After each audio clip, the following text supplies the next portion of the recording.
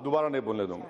Madam, पिछले 3 साल में जो मॉब लिंचिंग के वाकयात हमारे मुल्क में पेश आए हैं, इससे हमारी आंखें खून के आंसू होती हैं, रूह तड़पती है, जिस्म कांपता है और दिल लहूलुहान होता है। और मैं आपको वाज़ेह तौर पर कहना चाह रहा हूं मैडम कि ये वाकयात नहीं ख़त्म होंगे।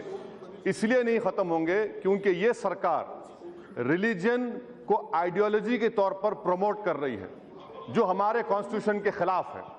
जिस दिन ये सरकार रिलीजन को या फेथ को मानेगी, आइडियोलॉजी तौर पर नहीं, ये वाकयात खत्म होंगे।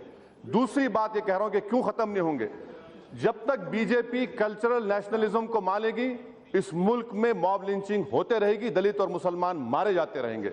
जिस दिन बीजेपी कॉन्स्टिट्यूशनल नेशनलिज्म को अपनाएगी, मॉब लिंचिंग खत्म हो जाएगी। तीसरी बात मैडम, ये सरकार अपने कॉन्स्टिट्यूशनल ड्यूटी में सरासर नाकाम साबित हुई है। ये किसी की भी जान बचाने में नाकाम साबित हुई है।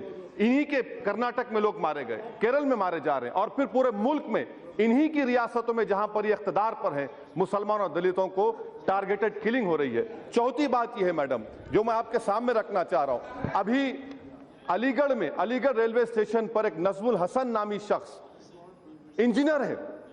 रेलवे पुलिस ने क्यों पकड़ा उसको? वो शख्स बुर्खा पहनकर ट्रेन में जा रहा था और रेलवे पुलिस ने पूछा क्यों पहना तुमने बुर्खा, तो उसने कहा कि 3 दिन पहले मुझे लोगों ने मारा था, मैंने अपने आप को मॉब लिंचिंग से बचाने के लिए मैंने बुर्खा पहना।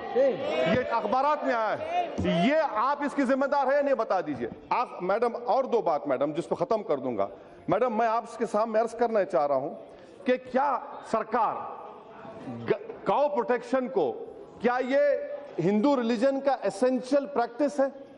जिस तरह सिखों में 5 ककर है, मुसलमानों में रोजा, रमजान, दाढ़ी है। अगर ये डिसाइड करें cow protection is an essential part of Hinduism, आप नहीं कर सकते तो सुप्रीम कोर्ट को दीजिए, तय करिए। आप एडवाइस चाहते हैं, मैं सजेशन दे रहा हूं मैडम। और एक आखिरी बात मैं कहना चाह रहा हूं मैडम, हमारे प्रधानमंत्री, हमारे वजीर आजम इजराइल को गए। मुझे बड़ी खुशी हुई कि वजीर आजम ने एक यतीम बच्चे को अपने करीब बुलाया, उस पर रहम किया, उस पर दस्ते शफकत रखा।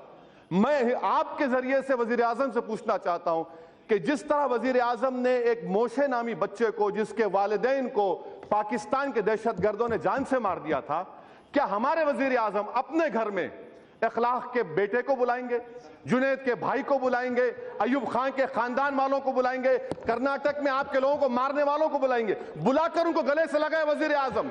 अगर मोशे को गले से लगा सकते तो यहां पर जिन लोगों ने उनको मारा वो भी टेररिस्ट से कम नहीं है मैडम। और मैं आखिर में आपसे अर्ज करना चाहूंगा मैडम, आखिर में आपसे अर्ज करना चाहूंगा कि जुनैद के वाकये में FIR में लिखा गया कि उसको क्यों चाकू मारा गया, कि तू गाय का मांस खाने वाला, इस पर चाकू मारा गया। और किसी को 30 दिन में बेल हो जाती? क्या आपकी सरकार नहीं है वहां पर? 30 दिन में बेल होगी। 90 दिन लगते हैं मैडम मर्डर केस में। आपकी सरकार सो रही है, आप कॉन्स्टिट्यूशन ड्यूटी में नाकाम साबित हुए। मैडम, मैं आखिर में आपसे कहना चाह रहा हूं कि वजीर आजम अगर वाकई में सच्चाई को मानते हैं, जबानी खर्च के कायल नहीं है, तो मैं वजीर आजम से कहूंगा कि आपके शैडो आर्मी को रोकिए। और मैं आपके जरिए से मैडम, हिंदुस्तान के हमारी 5000 साल की तारीख अगर है, हमारे हिंदू भाइयों से कहना चाह रहा हूं, बचा लो अपने आप को हिंदुत्व से। हमारी लड़ाई हिंदुइज्म के खिलाफ नहीं है, हिंदुत्व के खिलाफ है। इस मुल्क को इससे बचाना है। यह हुकूमत हिंदुत्व को प्रमोट कर रही है और टारगेटेड किलिंग कर रही है मुसलमानों और दलितों की। ये नाकाम साबित हुए हैं। मोदी सरकार की हुकूमत जब तक रहेगी, मॉब लिंचिंग चलता रहेगा। शुक्रिया मैडम। Thank you.